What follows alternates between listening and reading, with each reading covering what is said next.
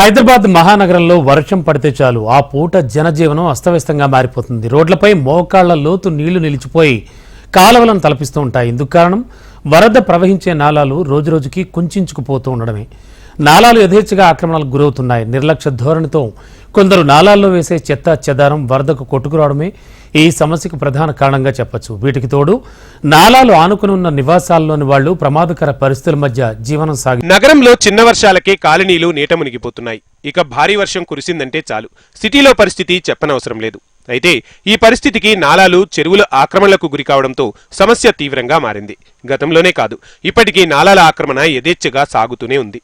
దీంతో రోజురోజుకు నాలాలు కుంచుకుపోతున్నాయి. ప్రస్తుతం జరుగుతున్న ఆక్రమణలపై ఎవరూ నోరు మెదపట్లేదు. నాలాలను ఆనుకుని అనేక నిర్మాణాలు జరుగుతున్నా అధికారులు పట్టించుకోవడం లేదు. నాలాలను ఆనుకునే ఇండ్లు ఉండటం, కనీస రక్షణ చర్యలు లేకపోవడంతో తరచూ ప్రమాదాలు జరుగుతున్నాయి. ఇటీవల కావడిగూడకు చెందిన లక్ష్మి కాలుజారి నాలాలో పడి మరణించింది. అధికారుల నిర్లక్ష్యంతో గతంలో లక్ష్మి అనే మహిళ నాలాలో గల్లంతై మరణించింది. ప్రభుత్వం నాలాల వెంట రిటైనింగ్ వాల్ను ఏర్పాటు చేయాలని స్థానికులు డిమాండ్ చేస్తున్నారు. నాలాల వల్ల వర్షాకాలంలో ఇబ్బంది అవుతుంది. నాలాలకు సైడ్ల గోడలు లేనందున చిన్నపిల్లలు కింద పడే ప్రమాదాలు ఉన్నాయి. ఇంకొకటి వర్షం నీరు ఎక్కువ అవ్వడంతో బయటకు వచ్చే ఛాన్సెస్ ఉన్నాయి. అట్లనేసి కడితే మంచిగా ఉంటుందని. నగరంలో చాలా చోట్ల రిటైనింగ్ వాల్ నిర్మాణ పనులు నత్తనడకన సాగుతున్నాయి.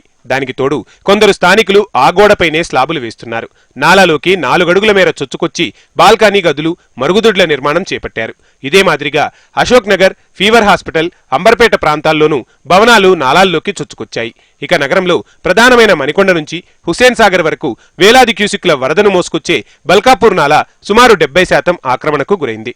దాదాపు 16 కిలోమీటర్ల పొడవున్న నాలాకు మీటర్ కూడా బఫర్ జోన్ లేదు. ఇరువైపులా ఉన్న ఇళ్లు రోజురోజుకు నాలాల్లోకి చొచ్చుకొస్తున్నాయి.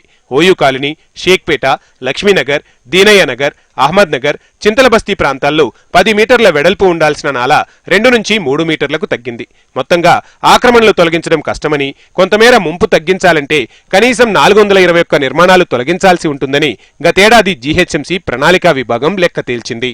వర్షాకాలం వచ్చిందంటే కాలనీలన్నీ నీట మునిగిపోతాయి. అయితే వర్షం నీరు చేరడంతో మాత్రము కాలనీ వాసులు నానా ఇబ్బందులు పడతారు. ఈ వర్షాకాలంలో కాలనీ వాసులు ఇబ్బంది పడేదానితో పాటు వీళ్ళకి కొత్తగా నాలా సమస్యలు కూడా వస్తూ ఉంటాయి. అయితే నాలా సమస్యలు కూడా చాలా మంది కాలనీ వాసులు ఎదుర్కొంటుంటారు. అయితే వర్షం పడుతున్న సమయంలో ఈ నాలాలు పొంగి పొర్లి ప్రమాదాలకి గురి అవుతూ ఉంటారు. నాలాలకి మాత్రం రిటైనింగ్ వాల్స్ లేకపోవడంతో ప్రమాదాలు జరుగుతున్నాయని చెప్పారు. అయితే నాలలో కూడా చాలా మంది పడి మరణించిన వారు కూడా గతంలో ఉన్నారు. అయితే తాజాగా చూసుకుంటే అయితే మాత్రం కవాడిగూడకి చెందిన లక్ష్మి కూడా ఈ రిటైనింగ్ వాల్ లేకపోవడంతో తన నాలలో పడి మృతి చెందిన సంఘటన కూడా నెలకొంది. అయితే ఓయూ కాలనీ, షేక్పేట్, లక్ష్మీనగర్, చింతల్ బస్తీ ప్రాంతాల్లో 10 మీటర్ల వెడల్పు ఉండాల్సిన నాలా 2 నుంచి 3 మీటర్లకు తగ్గింది. అయితే మొత్తానికి ఈ నాలాలకి మాత్రము రిటైనింగ్ వాల్స్ లేకపోవడంతో మాత్రం ప్రమాదాలకి దారి తీస్తుందని చెప్పారు. అయితే వచ్చే వర్షాకాలంలో మాత్రం ఈ నాలాలపైన జీహెచ్ఎంసీ అధికారులు ప్రభుత్వం దృష్టి పెట్టి మాత్రం రిటైనింగ్ వాల్స్ కడితే మాత్రం ఎలాంటి ప్రమాదం జరగదనే చెప్పాలి. నాలాలతో మాత్రం చాలా ప్రమాదాలు జరుగుతున్నాయని చెప్పారు. అయితే నాలాలని అసలు పట్టించుకున్న వాళ్ళు ఎవరు లేరు. గతంలో ఈ రీటైలింగ్ వాల్స్ లేకపోవడంతో మాత్రం ఎంతో మంది మరణించారు. అయితే ఇప్పుడు వర్షాకాలం మొదలవుతున్న సందర్భాల్లో కూడా ఈ రీటైలింగ్ వాల్స్ లేకపోవడంతో మాత్రము ఎన్నో ప్రమాదాలు జరిగే అవకాశాలు కూడా చెప్పి కాలనీలో మాత్రం ఉన్న నాలాలకి అసలు రీటైలింగ్ వాల్స్ లేకుండా యథావిధిగా అంటే ఎలా రీటైలింగ్ వాల్స్ నాలాలు ఉండడంతో మాత్రం దీని నుంచి ప్రమాదాలు జరిగే అవకాశాలు ఎక్కువనే ఉన్నాయని చెప్పాలి. కెమెరామెన్ శ్రీకాంత్తో సుప్రియ, HMTV, హైదరాబాద్. నగర వ్యాప్తంగా ఇదే పరిస్థితి నెలకొంది. నాలాల వద్ద రిటైనింగ్ వాల్ నిర్మాణం ఆలస్యం కావడంతో ప్రమాదాలకు కారణమవుతుంది. నాలాల ఆక్రమణల విషయంలో అధికారులు కఠినంగా వ్యవహరించకపోతే వర్షాకాలంలో నగరవాసులు తీవ్ర ఇబ్బందులు పడాల్సి వస్తుంది.